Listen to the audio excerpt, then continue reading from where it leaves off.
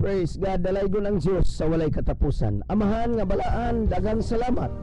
Nga ikaw mo sa gihapon, ang kagahapon, karon ug sa walay katapusan. Salamat nga ikaw magapanalangin karon sa tanan nga nagapaminaw. Ngang ilang mga pangandoy, ikaw magahikap ug magatagbo. Kini mo imong pag-ampo sa pangalan ni Kristo Jesus, among Ginoo ug manluluwas. Amen ug amen.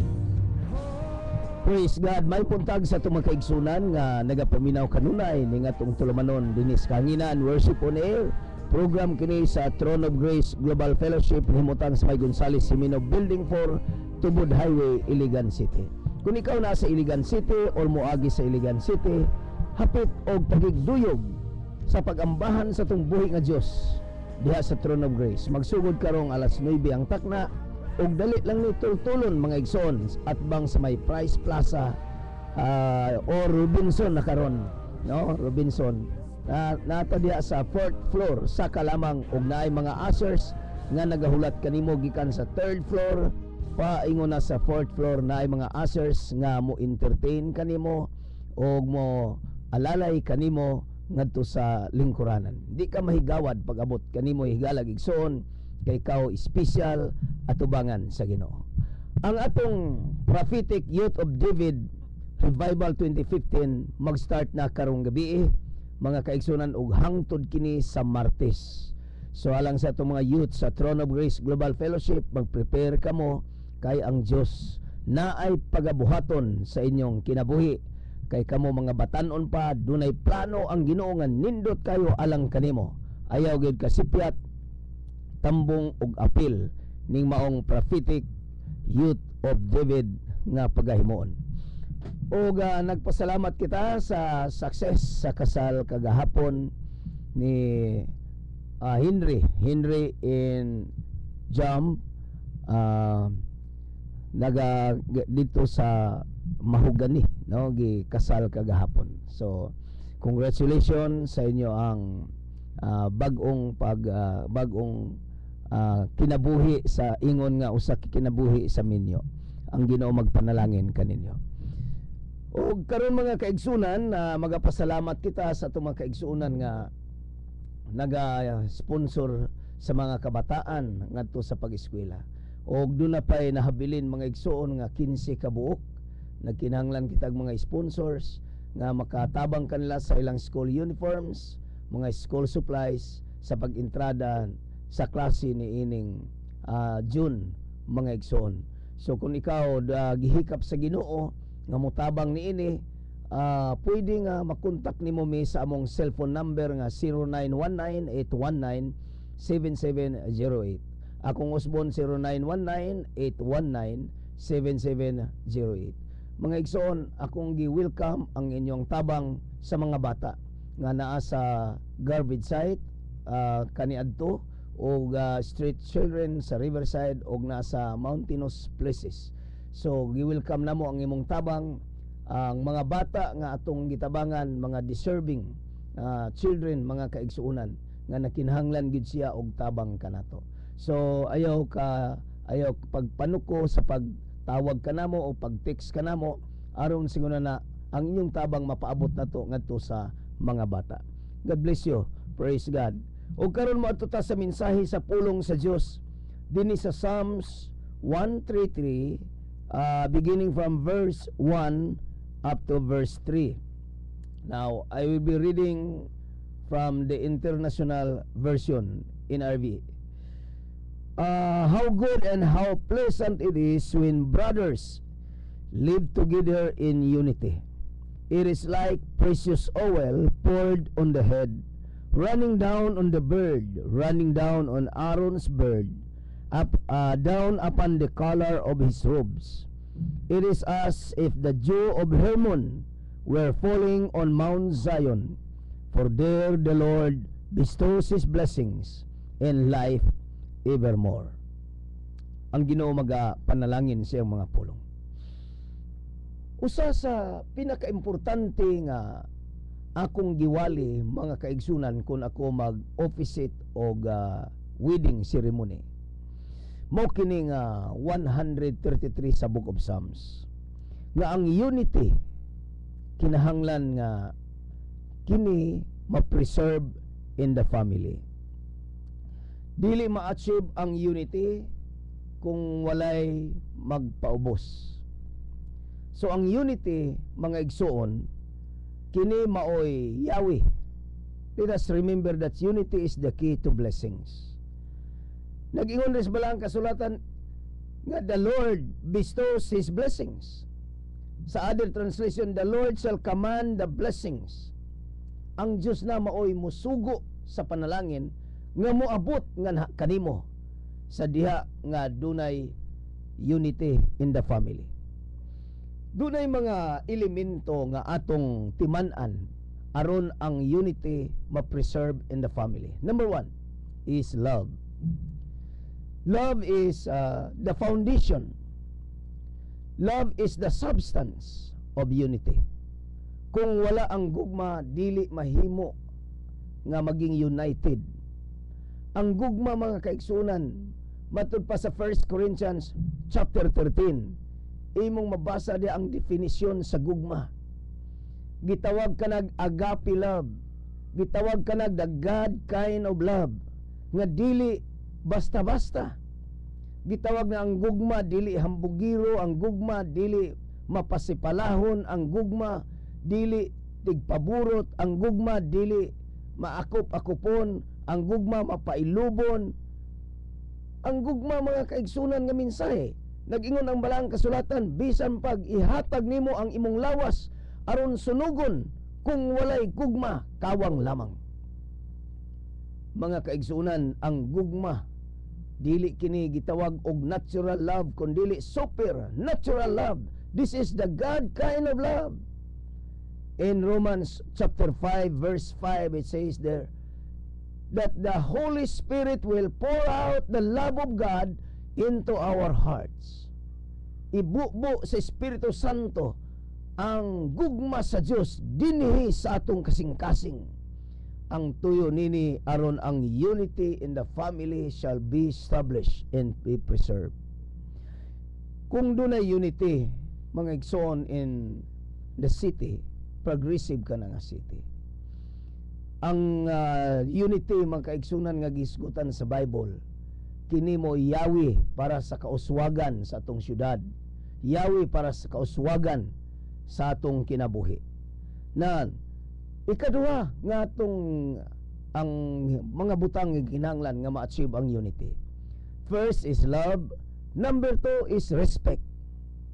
Kanang pagrespetar. Kung imong basahon ang 1 Peter chapter 3 verse 7, kamong mga bana, gisgutan diri, kinahanglan nga atong respetuhan ang kahuyang sa atong mga asawa. Kay kung dili, mabalda ang atong mga pagampo. Sa tuba ang tubag sa mga pagampo, dili kini marilis, mabalda kini kung kulang sa respeto diha sa atong panimalay. Ang mga asawa naman, kinahanglan atong respetuhan ang atong bana. Tingali taas kag edukasyon, tingali mas dato ka.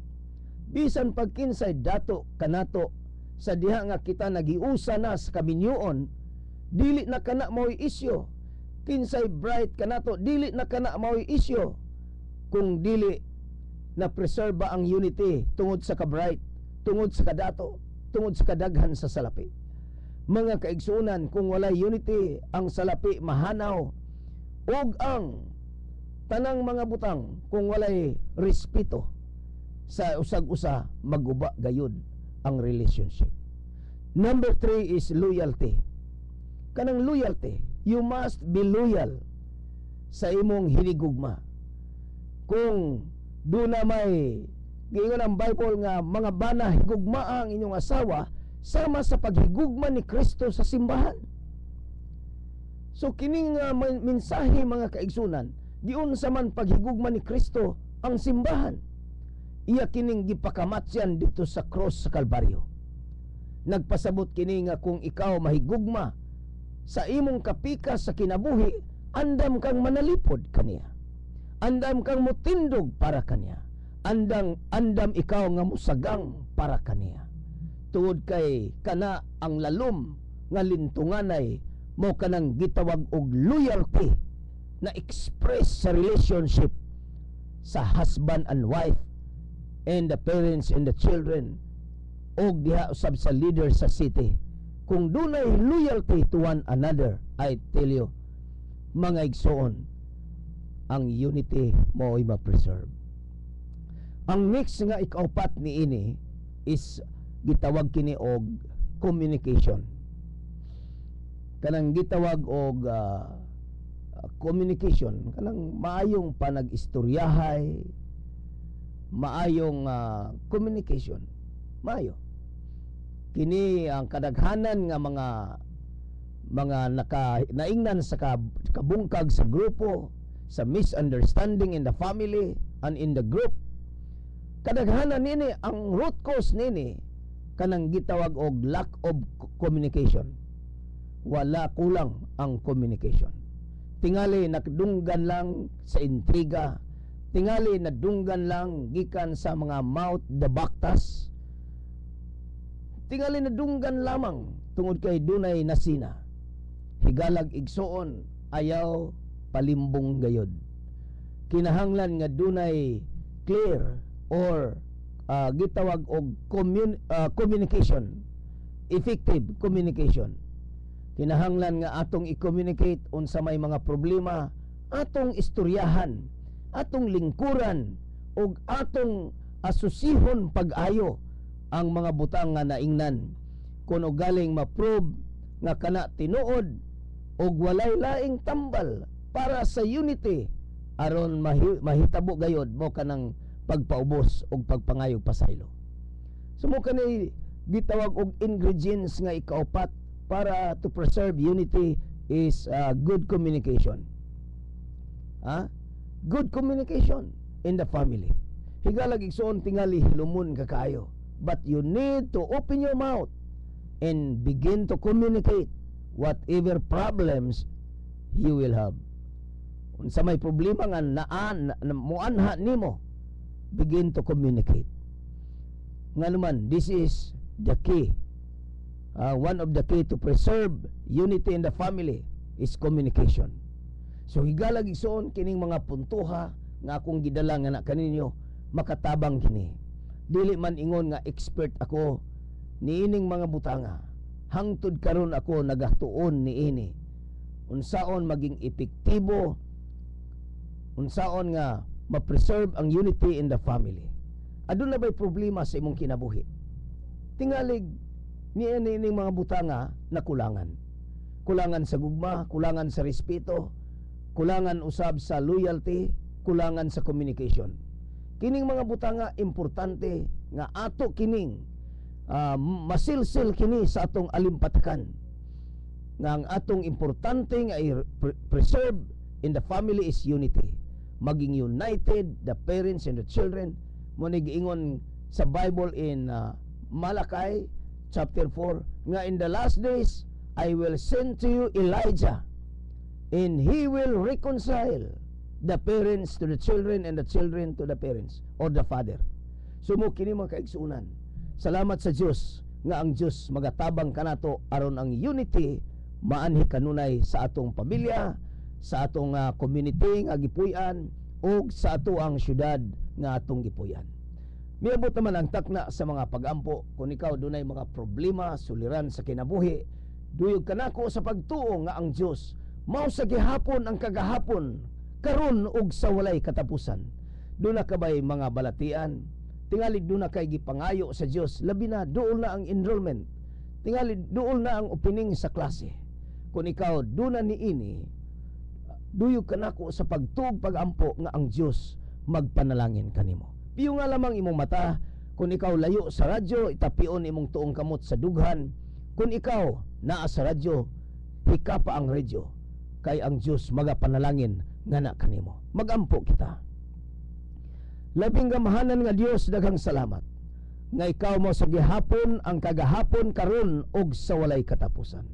Milagroso ka nga Dios, kay ikaw man ang nagatukod sa langit ug sa yuta. Lakip na niini ang pagmugna sa among kinabuhi. Panalangin ni karon ang mga kaigsuunan nga dunay mga panginahanglan matagbo ang ilang panginahanglan sa material, spiritual, o bisan pa Ginoong Dios sa emotional aspect, marital aspect. Ikaw magapanalangin sa amo mga kaigsuunan nga nagapaminaw kanunay. Lord, panalangini ang ilang matagbo ang panginahanglan sa finances para sa coming enrollment sa pagsugod sa klase sa eskwelahan. Panalangin ang mga lawas nga dunay mga balatian, ang milagro kayuhan magabot kanila sa pangalan ni Jesus. Akong gihinginlan karon ang tanang mga balatian, mga sakit nga nagtakboy sa lawas sa mga tao. Panggula kamog pamahawa sa ngalan ni Kristo Jesus. Daghang salamat Ginoong Dios sa imong pag-ingon nga tungod sa mga labod ni Jesus na ayo na kamo. Daghang salamat Ginoo sa kayuhan o milagro nga karon imong gipadala sa among mga kaigsunan. Kini mo imong pag-ampo sa pangalan ni Kristo Jesus, among Ginoong manluluwas. Amen ug amen. Praise God. Higalag igsoon ining buntaga, tindog sa imong nihimutangan ug ingna daghang salamat Ginoo sa imong pagpanalangin kanako. Ako gusto masayod unti-unsa ka pagpanalangin sa Dios. Isulat kini mong cellphone number 0918-197-7708. Inigabot sa imo ang text mga kaigsunan. Magpadayon kami sa pag-ampo alang kanimo tingalig do na kay mga prayer request, do na kita ay mga intercessors, group of prayer warriors nag-standby aron sa pagdawat sa mga prayer request gikan kanimo. Daghang salamat sa inyong pagpaminaw ning atong tulumanon Worship on Air program sa Throne of Grace Global Fellowship himutang sa May Gonzales, Himino Building 4 Tubod Highway, Iligan City. Ug kini ang inyong alagad, Pastor Rudy Isik, ang senior pastor sa Throne of Grace, magaingon nga ang Dios magpanalangin sa inyong panimbahon ni adlaw. Bye-bye. God bless you all.